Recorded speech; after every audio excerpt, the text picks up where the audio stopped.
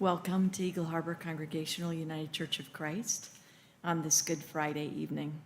Welcome, whether you're here in the sanctuary with us or whether you're joining us online. We're glad that you're a part of this solemn remembrance this evening.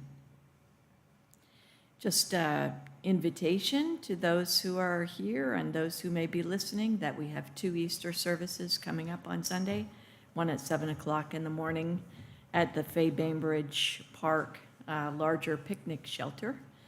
And that will be followed by a little breakfast, and you're welcome to bring some Easter eggs or other treats to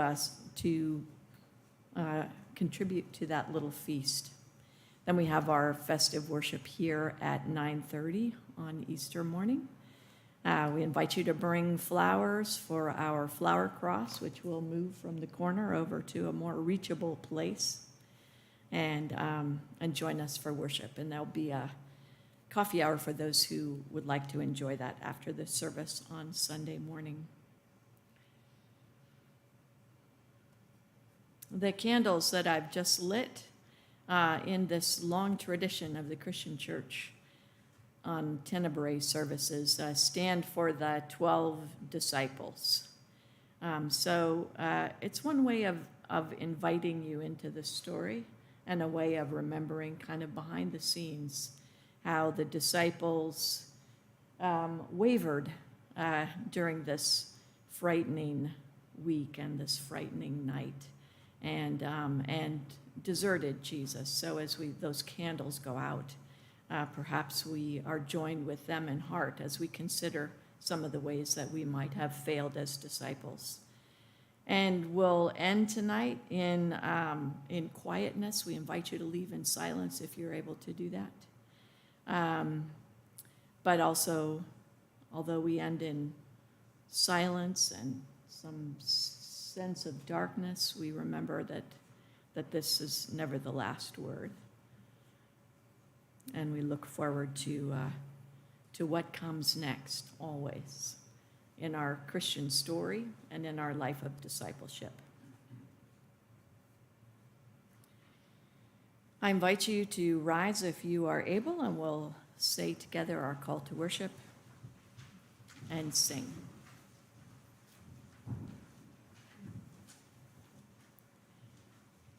This is love, that you, Jesus, spoke words of comfort, walked with the clean and unloved, with the unclean and unloved, shared wisdom, bread and wine, brought healing into lives, and challenged the status quo.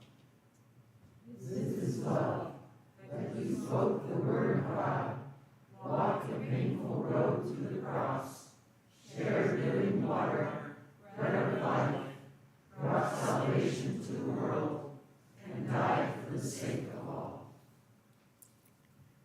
This is love. It is a seed sown in the ground, which germinates, blossoms, and spreads its sweet perfume.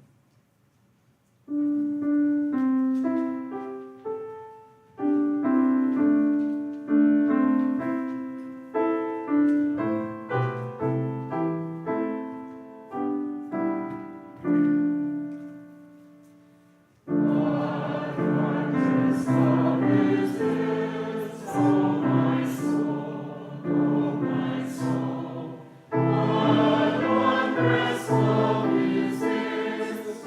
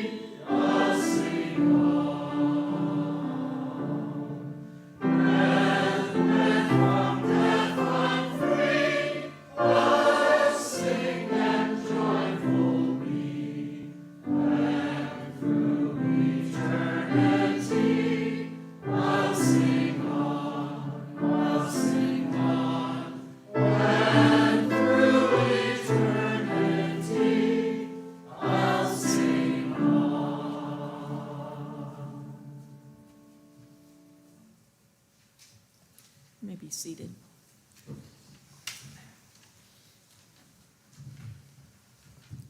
During the Lenten season, we've been following a worship series called Gifts of the Dark Wood. And so we wanted to carry that theme on through this evening. And so we've chosen to read the Passion story from the Gospel of Mark, which you will hear, and matched it up with some of the gifts of the dark wood that we have been considering during this season of Lent. And that's why we have a few little symbolic trees up here, because we put our disciples in the dark wood this year. The gifts of the dark wood, they're not all bad. They're not all heavy. But let's listen together as we consider what it's like to feel emptiness and to experience loss and to experience uncertainty, to consider the gift of disappearing. They're all a part of this Passion story.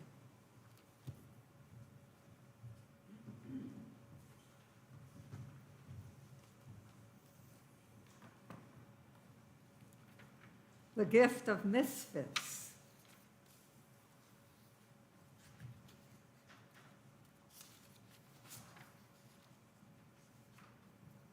It was 2 days before Passover and the Feast of Unleavened Bread. The chief priests and the scribes were looking for a way to arrest Jesus by stealth and kill him. For they said, "Not during the festival, or there may be a riot among the people." The gift of misfits. While he was at Bethany in the house of Simon the leper, as he sat at the table, a woman came with an alabaster jar of costly ointment of nard. And she broke open the jar and poured the ointment on his head. But some were there who said to one another in anger, "Why was this ointment wasted this way? For this ointment could have been sold for more than 300 denarii and the money given to the poor." And they scolded her. But Jesus said, "Let her alone. Why do you trouble her? She has performed a good service for me. For you always have the poor with you, and you can show kindness to them whenever you wish. But you will not always have me. She has done what she could. She has anointed my body beforehand for its burial. Truly, I tell you, wherever the good news is proclaimed in the whole world, what she has done will be told in her remembrance."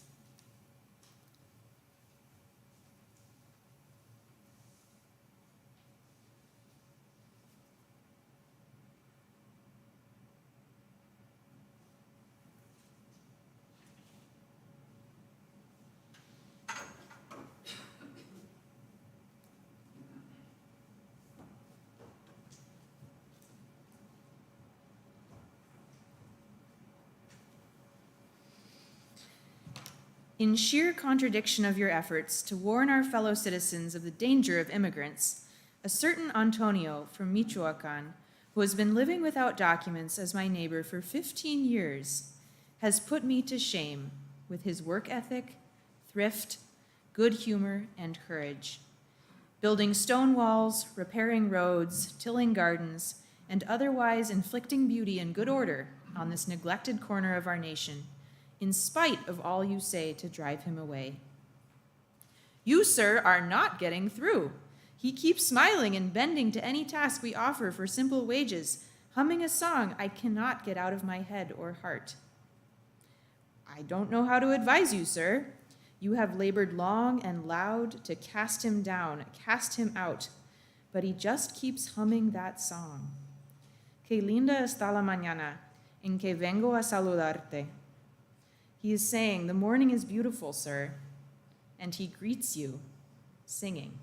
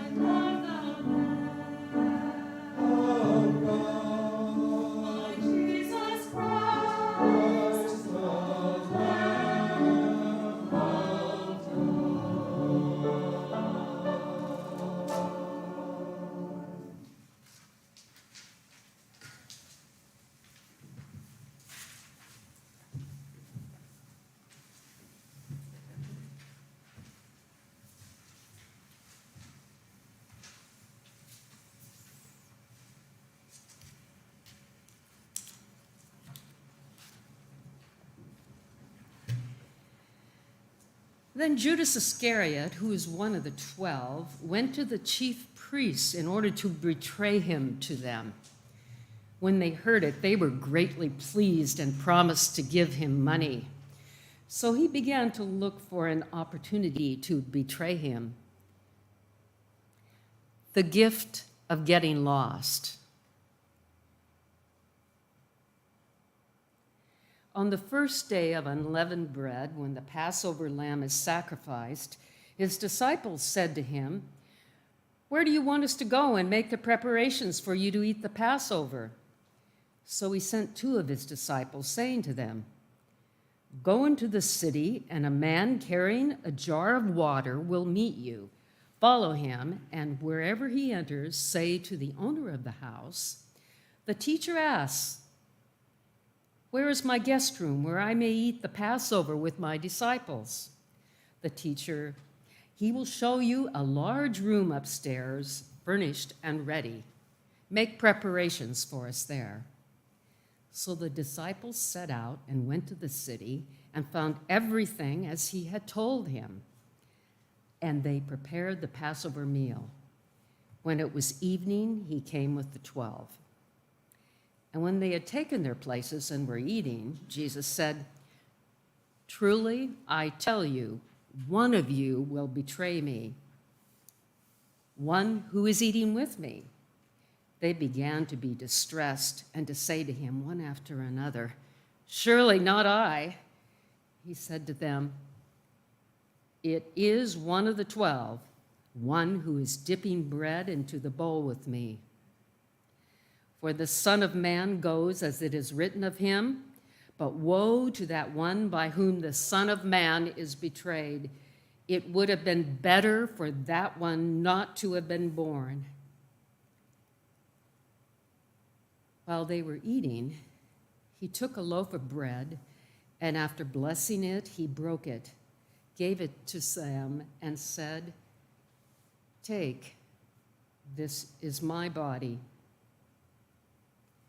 Then he took a cup, and after giving thanks, he gave it to them, and all of them drank from it.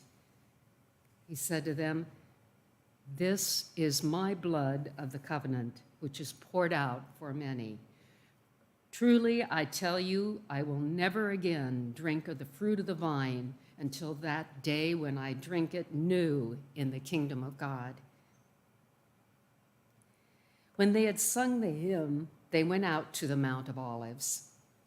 And Jesus said to them, "You will all become deserters, for it is written, 'I will strike the shepherd, and the sheep will be scattered.' But after I am raised up, I will go before you to Galilee." Peter said to him, "Even though all become deserters, I will not." Jesus said to him, "Truly, I tell you, this day, this very night, before the cock crows twice, you will deny me 3 times. But he said vehemently, "Even though I must die with you, I will not deny you." And all of them said the same.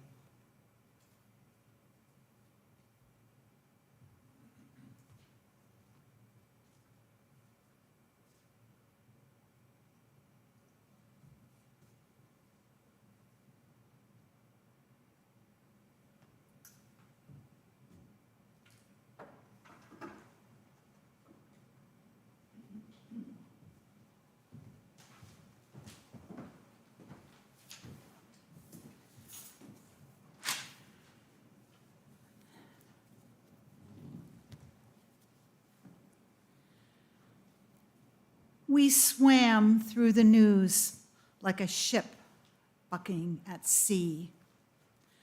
For a year, our television was a lighthouse, blinking only in warning and never in warmth. We felt ourselves things bred in the night, hibernating from our own humanity. Grief made ropes of our arms. This whole time, what we craved most was only what we had ever loved. The hours roved listless as a bike drunk without its handles, until when, back to normal, we repeat an incantation to summon the before. We mourn the past more than we miss it. We revere the regular more than we remember it honestly. Don't we recognize all the ways normal can sputter and die? Yes, nostalgia has its purposes. Transport from the spectered, the jobs never coming back, the mother's primal screams, our children's minds shuddered at school, the funerals without families, weddings in waiting, the births in isolation. Let no one again have to begin, love, or end alone. The earth is a magic act. Each second something beautiful on its stage vanishes, as if merely going home. We have no word for becoming a ghost or a memory. To be a member of this place is to remember its place, its longitude of longing. This elegy, naturally, is insufficient. Say it plain. Call us who we left behind. It's not what was done that will haunt us, but what was withheld, what was kept out and kept away. The hand clenched tightly with every black blow. We cannot fathom all these phantoms. Do not fear our ghosts. Learn from them. Slowly as the sea, we found the stubborn devotion to say, where we can, we shall hope. We found it in a million delicacies of enormity. An infant's full-chested chortle, July glassing our skin, music blurring a summered street. How when we're among friends, our laughter can stomp up from nothing. Through this hole punched in the roof, we can see a stitch of sky. Our wounds, too, are our windows. Through them, we watch the world.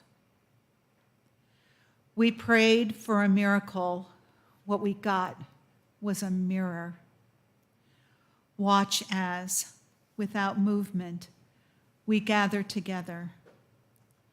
What have we understood? Nothing. Everything. What are we doing? Listening.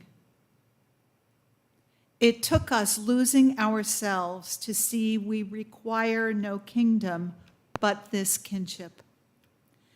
It is the nightmare, never the dream, that shocks us awake.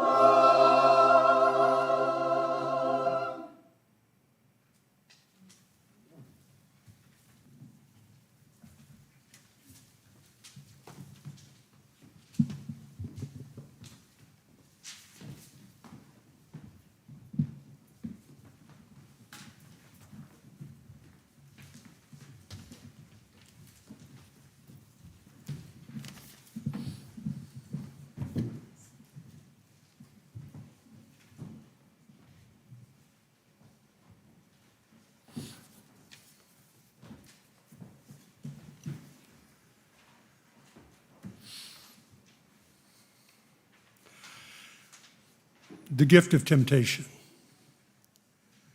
They went to a place called Gethsemane, and he said to his disciples, "Sit here while I pray."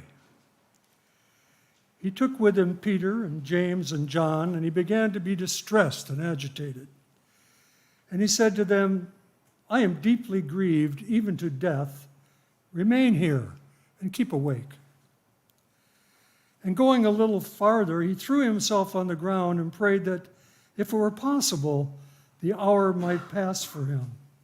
And he said, "Abba, Father, for you all things are possible. Remove this cup from me, yet not what I want, but what you want."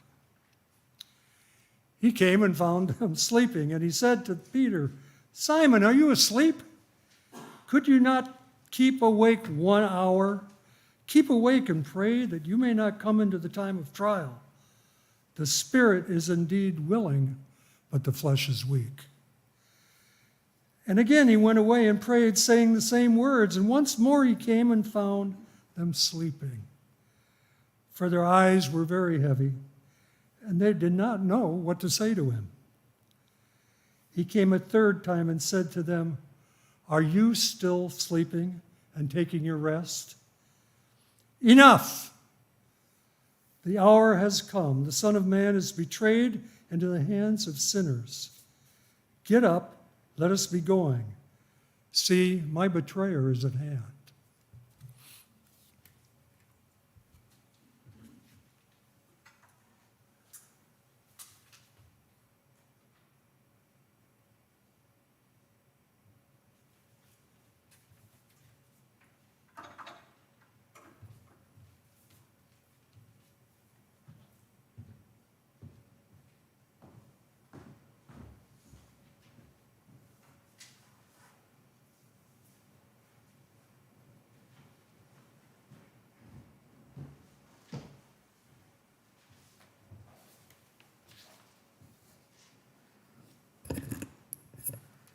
I'm tired of summer. The smoke from the monastery of the silent nuns is all I have to say. This year, winter will be late in coming when we're ready and also not. I'm tired, and I curse the three famous faiths that won't let me sleep at night, their bells and cries, ram's horns, and please disturb me. God, shut your houses. Give the world some rest. Why haven't you left me? The year is hesitant this year. The summer persists. If not for the tears that I have stored all these years, I would have dried up along with the thorns.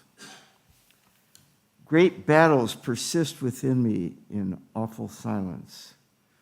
Only the sighs, like thousands of wrestlers, naked and sweating.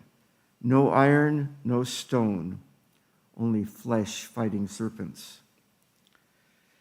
Afterwards, falling from each other in passion, from exhaustion come clouds and rain.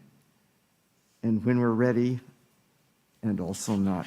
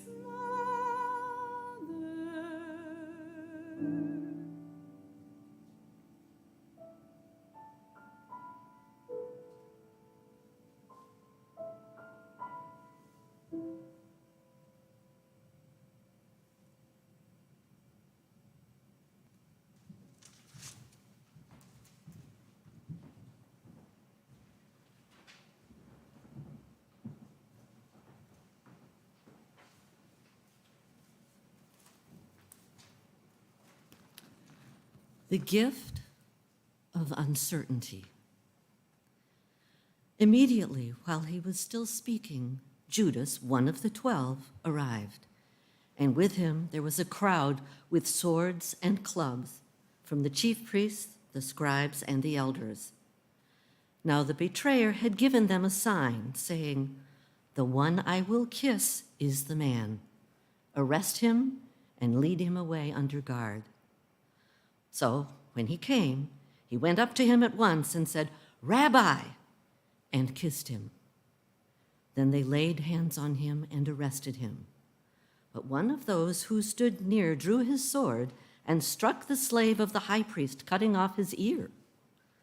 Then Jesus said to them, "Have you come out with swords and clubs to arrest me as though I were a bandit? Day after day I was with you in the temple teaching, and you did not arrest me. But let the scriptures be fulfilled." All of them deserted him and fled. A certain young man was following him, wearing nothing but linen cloth. They caught hold of him, but he left the linen cloth and ran off naked.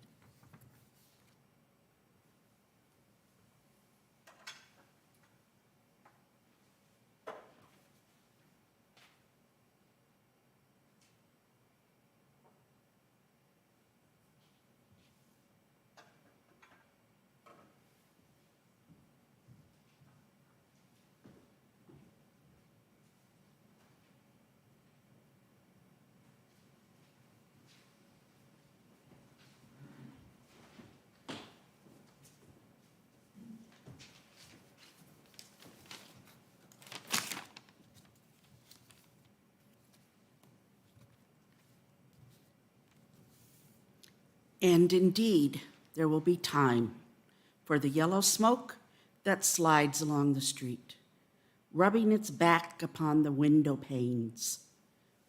There will be time.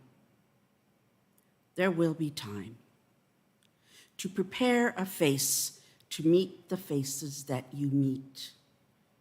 There will be time to murder and create. And time for all the works and days of hands that lift and drop a question on your plate. Time for me and time for you. And time yet for 100 indecisions. And for 100 visions and revisions.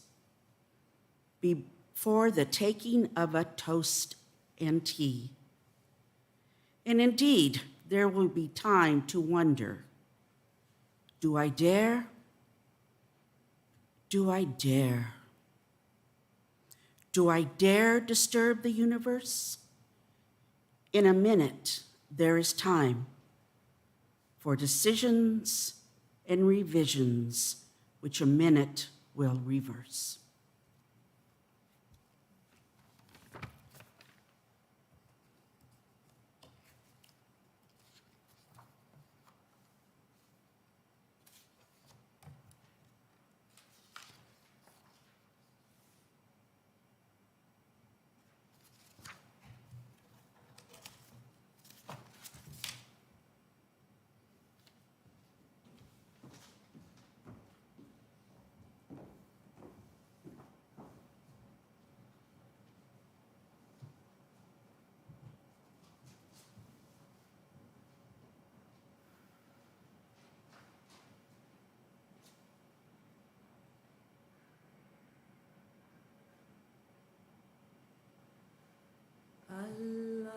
Allahumma ya Sabah ya Qudus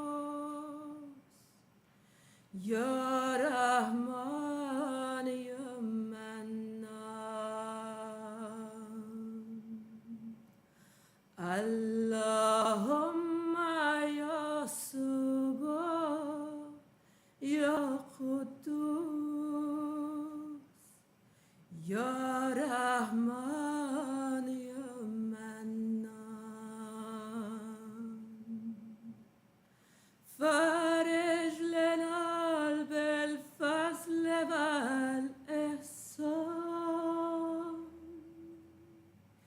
إنك رحمن منا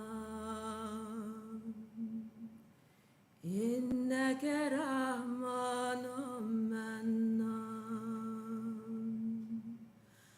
جمال مبارك جمال مبارك جمال مبارك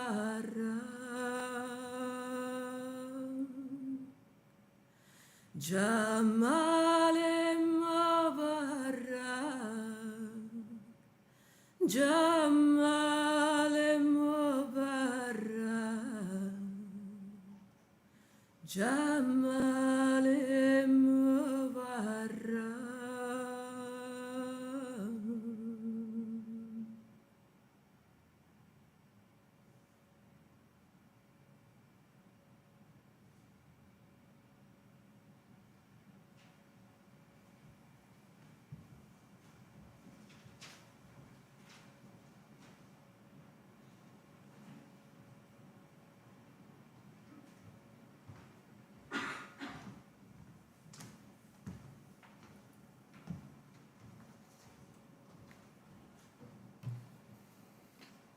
The gift of emptiness.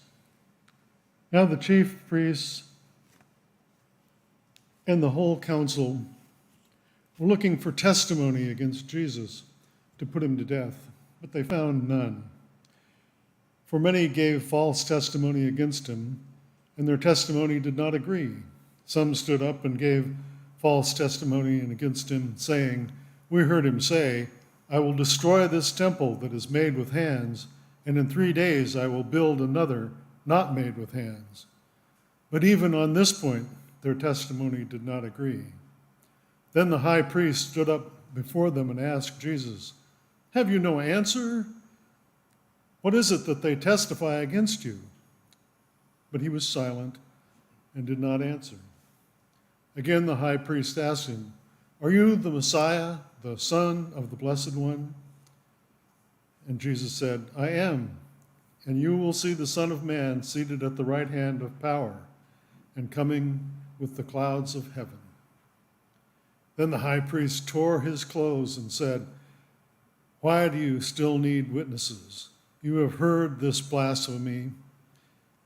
What is your decision?' And all of them condemned him as deserving death. Some began to spit on him, to blindfold him, and to strike him, saying, 'Prophesy!' The guards also took him over and beat him. As soon as it was morning, the chief priests held a consultation with the elders and the scribes and the whole council. They found Jesus, led him away, and handed him over to Pilate.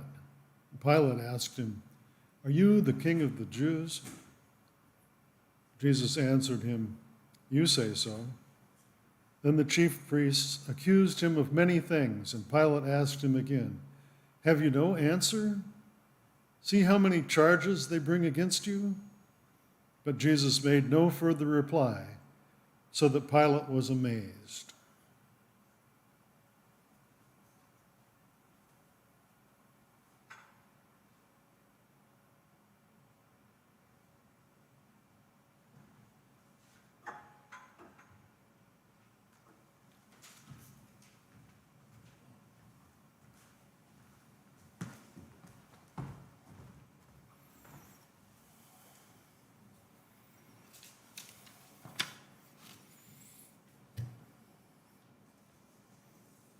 I'm still the one who knelt before you, in monk's robes, wanting to be of use.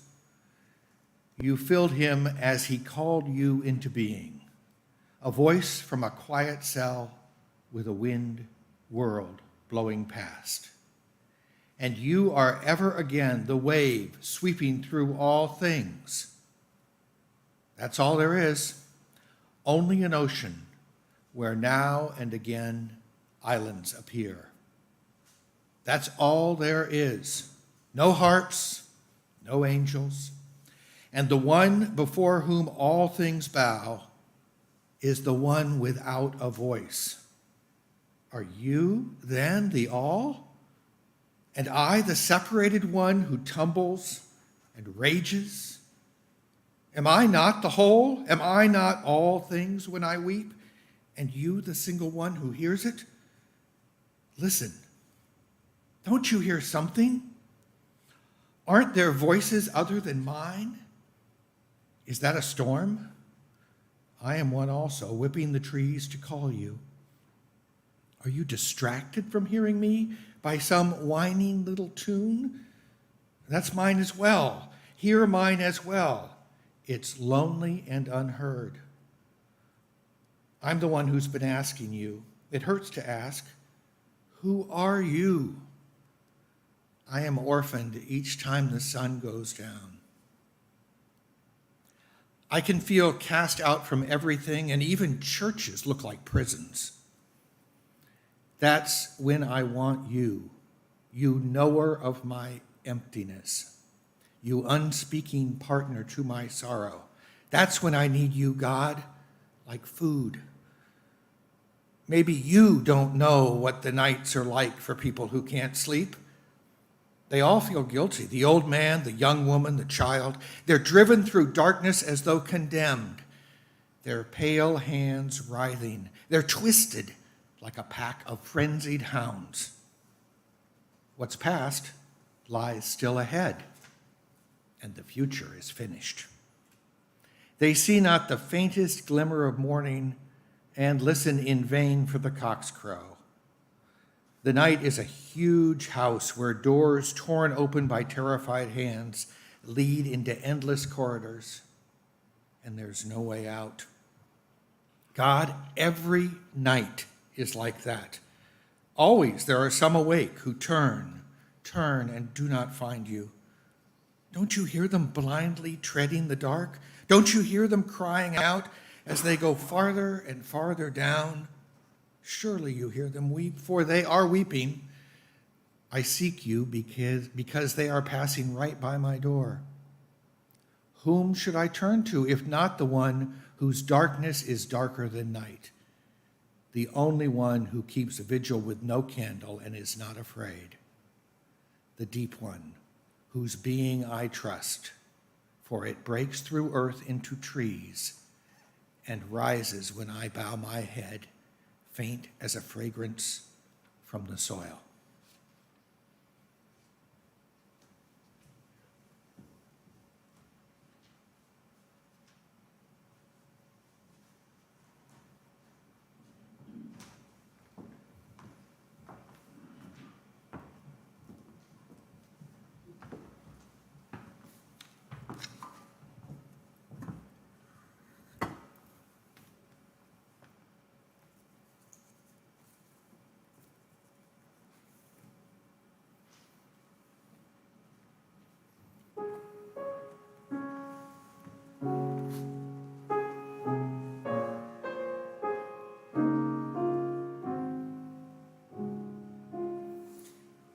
Were you there when they crucified my Lord?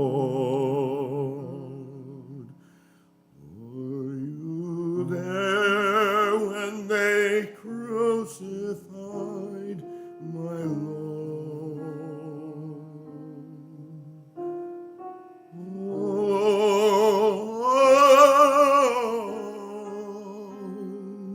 Sometimes it causes me to tremble, tremble, tremble.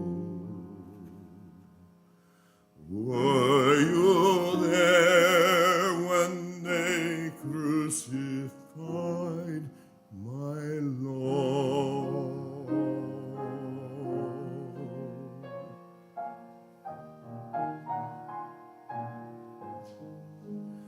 Were you there when they laid him in the tomb?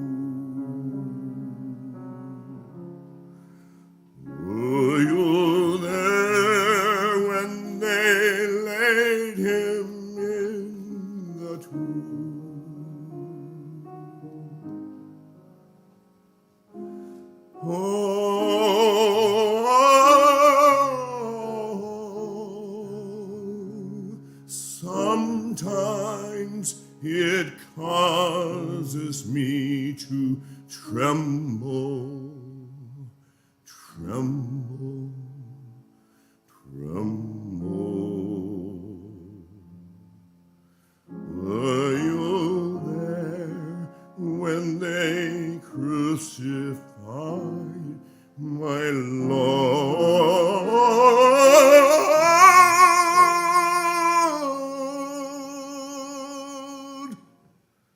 Were you there when they crucified my Lord?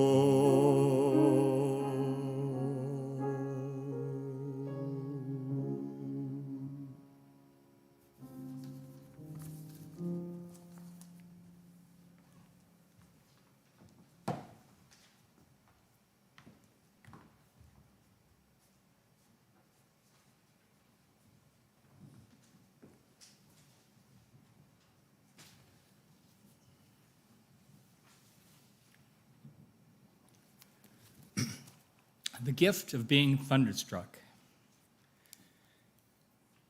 Peter had followed him at a distance, right into the courtyard of the high priest, and he was sitting with the guards, warming himself at the fire. While Peter was below in the courtyard, one of the servant girls of the high priest came by.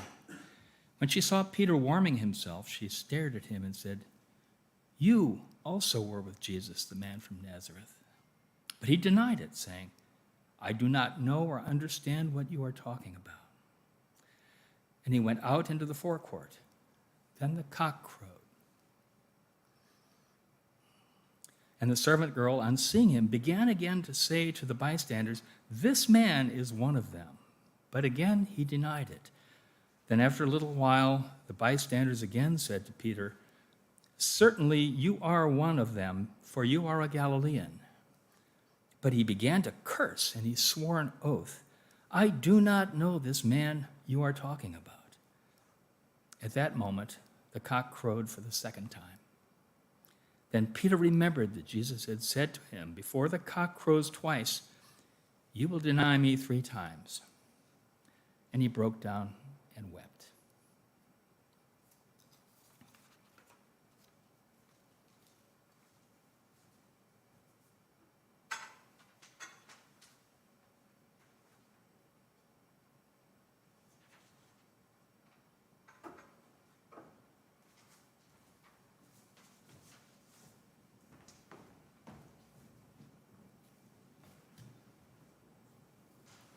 Do you see it drifting all night on the Black River?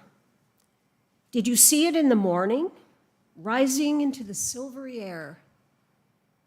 An armful of white blossoms, a perfect commotion of silk and linen as it leaned into the bondage of its wings. A snowbank, a bank of lilies, biting the air with its black beak. Did you hear it?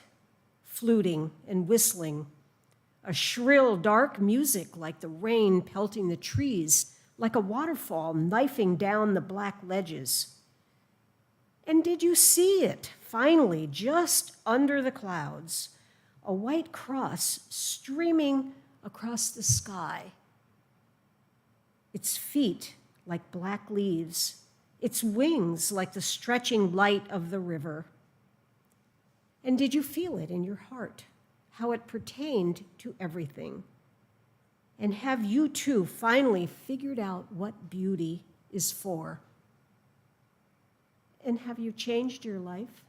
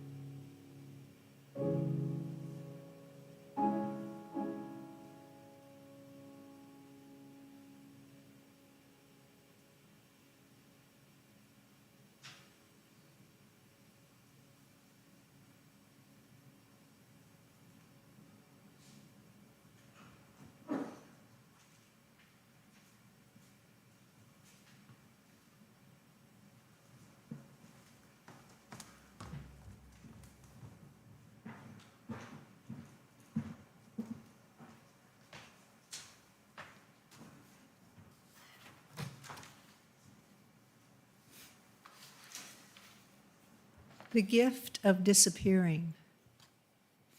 Now at the festival, he used to release a prisoner for them, anyone for whom they asked.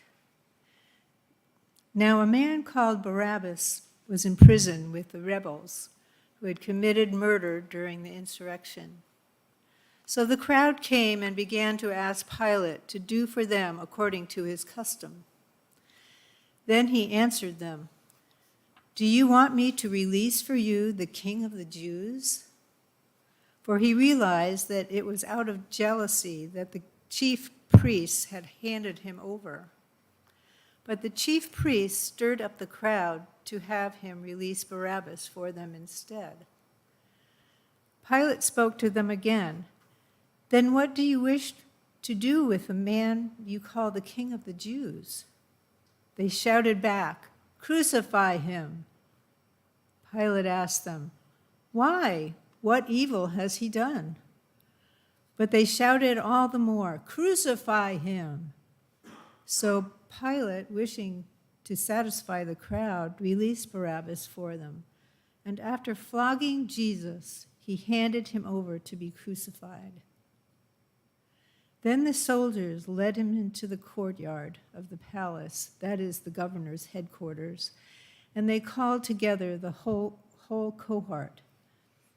And they clothed him in a purple cloak, and after twisting some thorns into a crown, they put it on him.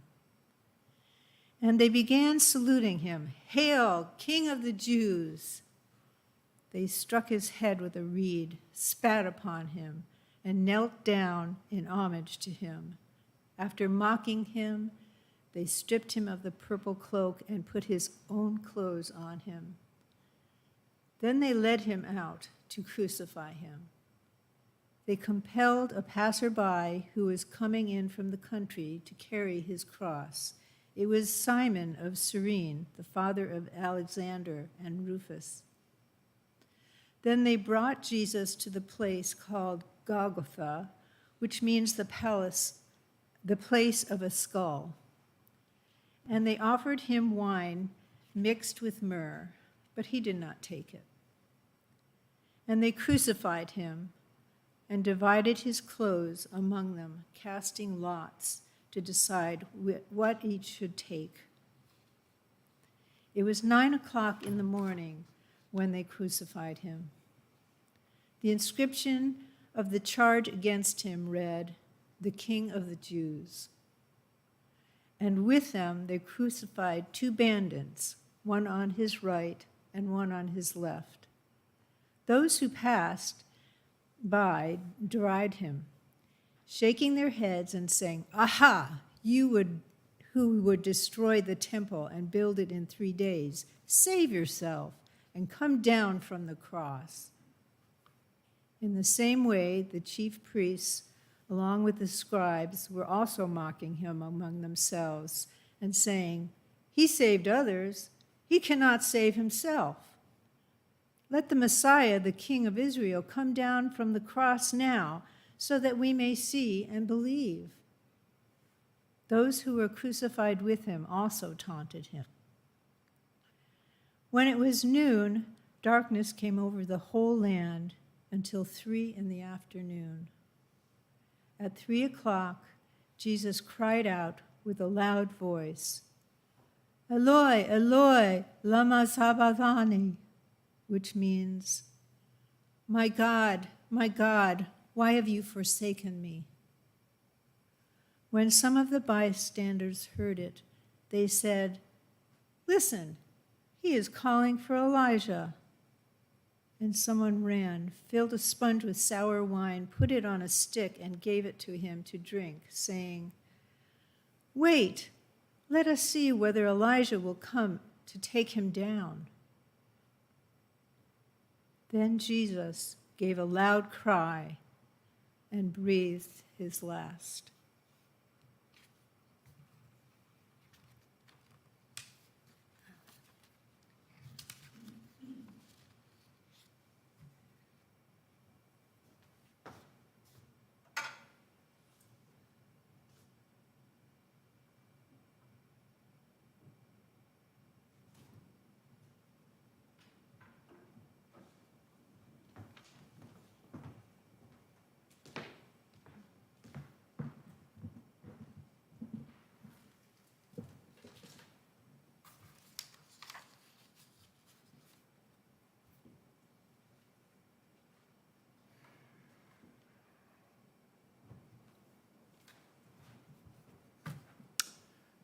They asked that man for his time so that he could link it to history. They asked him for his hands because in trying times, nothing is better than a good pair of hands. They asked him for his eyes that once had tears so that he could see the bright side of life especially. Because to see horror, one startled eye is enough. They asked him for his lips, parched and split, to affirm, to belch up with each affirmation a dream, the great dream. They asked him for his legs, hard and knotted, his wandering legs, because in trying times, is there anything better than a pair of legs for building or digging ditches? They asked him for the grove that fed him as a child with its obedient tree. They asked him for his breast, heart, his shoulders. They told him that was absolutely necessary. They explained to him later that all this gift would be useless unless he turned his tongue over to them. Because in trying times, nothing is so useful in checking hatred or lies. And finally, they begged him, please, go take a walk. Because in trying times, that is without a doubt the decisive test.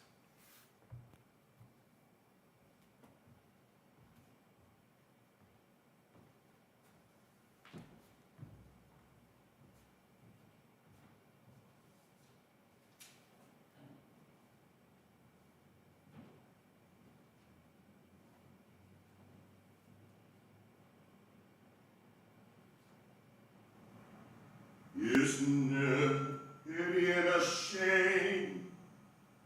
And he never said a mumbling word.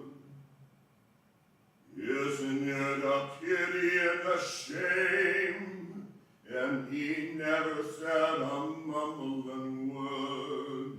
Not a word. Not a word.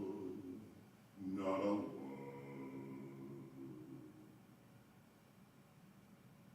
Isn't it a pity and a shame? And he never said a mumbling word. They nailed him to the cross, and he never said a mumbling word. Not a word. Not a word. Not a word. They pierced him in the side, and he never said a mumbling word. They pierced him in his side, and he never said a mumbling word. Not a word. Not a word. Not a word. They crucified our Lord, and he never said a mumbling word. They crucified our Lord, and he never said a mumbling word. Not a word.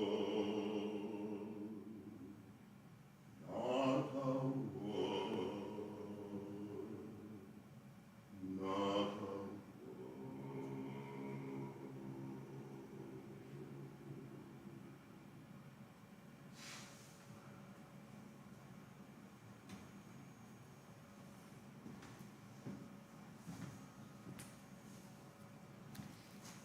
And the curtain of the temple was torn in two from top to bottom. Now, when the centurion who stood facing him saw in this way, he breathed his last. He said, "Truly, this man was God's son." There were also women looking on from a distance. Among them were Mary Magdalene and Mary, the mother of James the younger, and of Joseph and Salome. These used to follow him and provided for him when he was in Galilee. And there were many other women who had come up with him to Jerusalem. When evening had come, and since it was the day of preparation, that is, the day before the Sabbath, Joseph of Arimathea, a respected member of the council, who was also himself waiting expectantly for the kingdom of God, went boldly to Pilate and asked for the body of Jesus. Then Pilate wondered if he were already dead, and summoning the centurion, he asked him whether he had been dead for some time. When he learned from the centurion that he was dead, he granted the body to Joseph. Then Joseph bought a linen cloth, and taking down the body, wrapped it in the linen cloth, and laid it in a tomb that had been hewn out of the rock. He then rolled a stone against the door of the tomb. Mary Magdalene and Mary, the mother of Joseph, saw where the body was laid.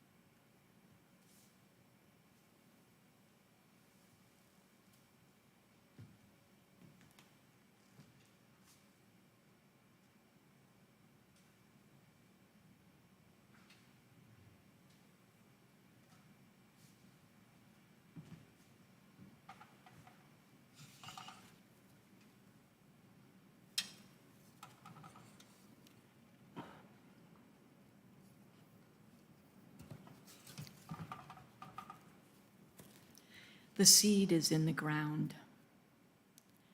Now may we rest in hope while darkness does its work.